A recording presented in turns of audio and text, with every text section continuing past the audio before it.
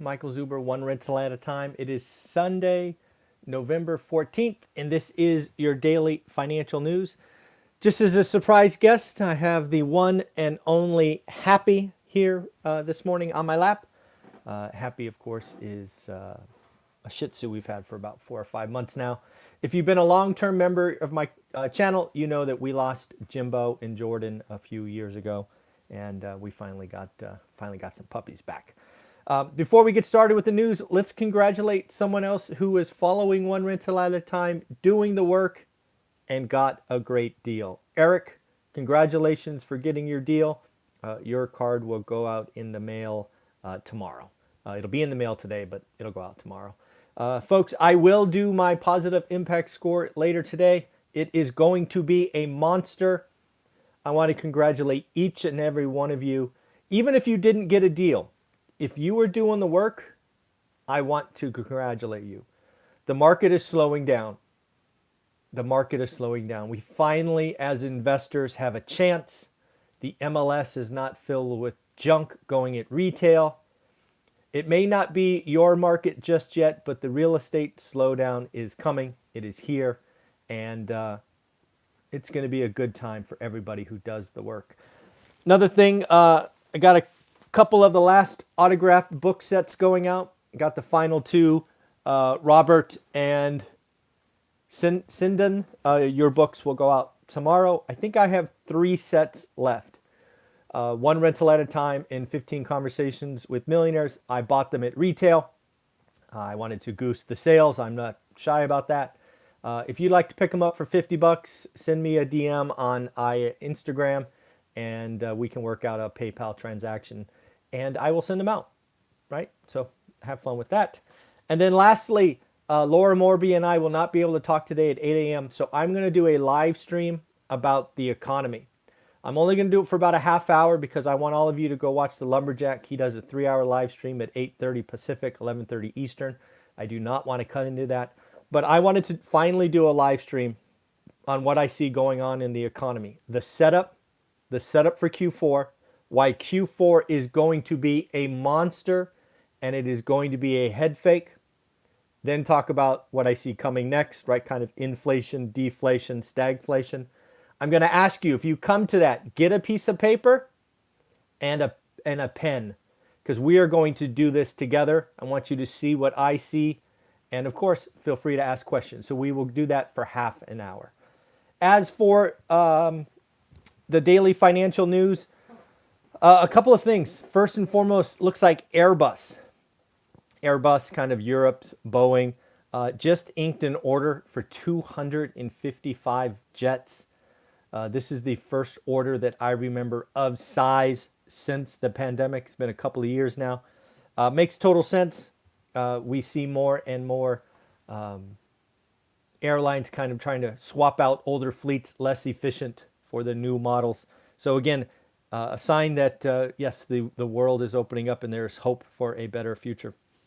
Looks like Elon Musk topped out at selling $6.9 billion worth of Tesla shares. I am curious if he is done. Does he have another week ahead of him? It is not lost on me that with Elon Musk's subtle sense of humor, that the number was 69.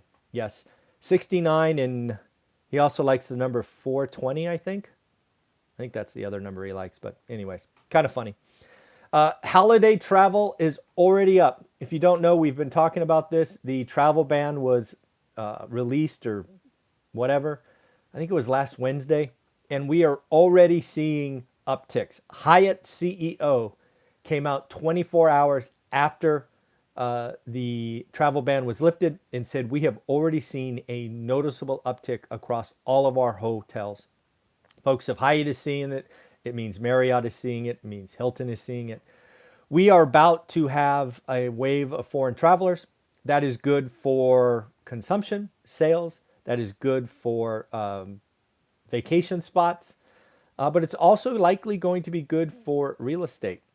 We have had about 20 months of this travel ban. Spending on real estate is about half where it was. So yeah, there's about to be more demand for real estate. What's the last thing we need sometimes? in real estate is demand.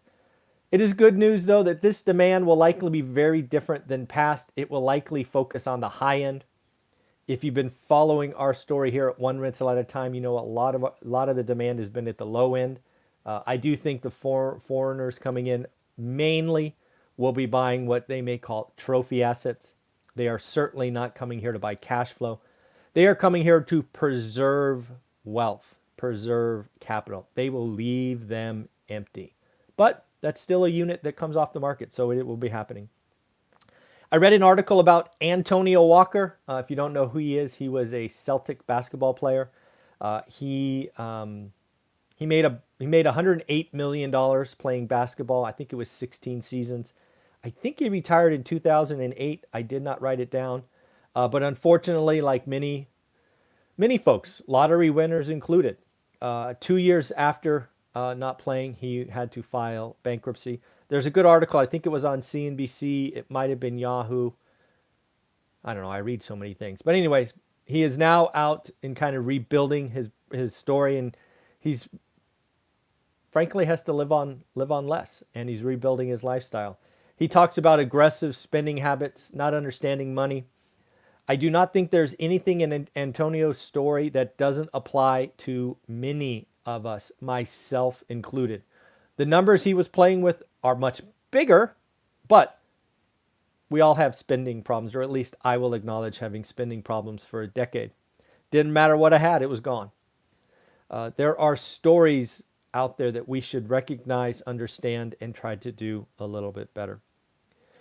I want to talk about, I got some questions yesterday about inflation, wages, quitting. I got a couple of questions about, hey, are you telling me to quit my job?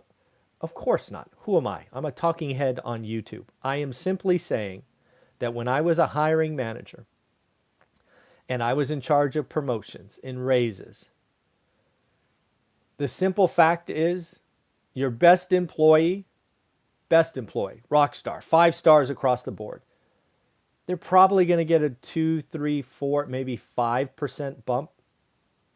If that employee is really that good, he could go to a competitor, he or she could go to a competitor and probably make 10, 15, 20% more. If you love your job, stay. I'm simply saying wages are up 5%, inflation is up 6% and getting worse. How much do you like your job? So I suspect at least 60% of the people watching this, 60, probably could make substantially more money going to a competitor or like-minded industry. Not everyone, certainly not everyone. But yeah, that's the reality. And just a little known fact, yeah, why not? I'll share this. There were some times we were about to lose a rock star employee. They brought me their offer from the other competitor and we matched it, which I always thought was, I never liked that. If I'm worth that, then I'm worth that. Why do I have to threaten to leave for you to match? And I say this as an executive who changed jobs a couple of times and was always offered match and match plus, but I was already gone, right? Why give me that now? Yeah, it was just not a good feeling. So again, if you want to make more money, the employee has the power like never before. It's at least something to consider. And hey, go take an interview. Go have a conversation. You don't have to leave, but at least see what's out there. It was interesting. I was reading articles today about inflation. You know how I feel. I've shared some personal stories with you over the last 3 or 4 days. I remember my mother sitting over the kitchen table. Not a good day. I think it was evening, so not a good evening. There are now more and more people that are in this stance. And lo and behold, the article I read this morning said, prioritize needs and wants. I just think that is comical. The reason I think that is comical because I've been telling you that for years. It is an anchor of my Get Your Money Right course, needs and wants. It is how Olivia and I ended up whacking 10, 20, 30% from our expenses by getting crystal clear on needs versus wants. Yeah, and if you didn't watch yesterday's video, I'm drawing a blank on his name. But anyways, I did a video yesterday with a young man who went from 0 to 10 units at 25. In that video, there was an interesting moment about 70% through. I asked him what his goal was, and like a lot of guys, he came out and said 25 grand a month. And I basically said, I'm sorry, I wasn't clear. What's your freedom goal? All of that, which we explained. And he guessed his freedom goal was 5 grand. That's important. We all need to know what we spend. Do the math, do the budgeting, figure it out. Again, all of that is in the Get the Money Right course. Again, folks, we're going to do a live stream at 8 o'clock about the economy because I believe Americans are going to have a sugar high. We are going to spend in Q4 and the numbers are going to look artificially very good. We're going to talk about it again. Get a piece of paper, get a pen. We are going to do this together. And again, the travel ban has been lifted, which means hotels, but also real estate we'll have to watch. And then finally, Janet Yellen is out talking about China. About time, Janet. Where you been? Talking about the leverage and the slowdown in the Chinese real estate market potentially having impacts around the world. Lo and behold, it's what I told you 3-4 weeks ago. A lot of that will be concentrated in China. Where it will immediately impact is commodities or countries that are commodity based and shipping to China. That is going to slow down. There is some potential debt overhang, but not a large percentage of their debt is dollar denominated, which means the ripple effects should be less. But China's hurting. And that is one of the reasons I believe that there will be, I think it's on Monday, a virtual, town hall between China and the U.S.